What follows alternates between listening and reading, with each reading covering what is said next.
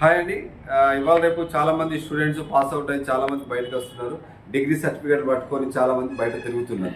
అంటే ఒక job notification పడితే దానికి ఒక పనున్న జాబే జీవితం కాదు, మీకు చాలా ఉన్నాయి. మీరు తెలుసుకోవాలంటే రాని మేధావులు ఏం చెప్తున్నారంటే ఈ యొక్క ఇండియాలో కానీ వేరే దేశాల్లో కానీ పాస్ అవుట్ అయ్యి బయటకు వచ్చిన తర్వాత గవర్నమెంట్ జాబ్స్ కానీ ప్రైవేట్ సెక్టర్లో కానీ 3% నుంచి 5% మందికే జాబ్స్ రావడం జరుగుతూ ఉంటుంది.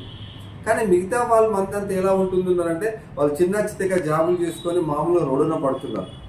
మరి అలాంటి విషయాలలో కాకుండా ఒక మంచి గ్రేట్ ఆపర్చునిటీ ఉంది.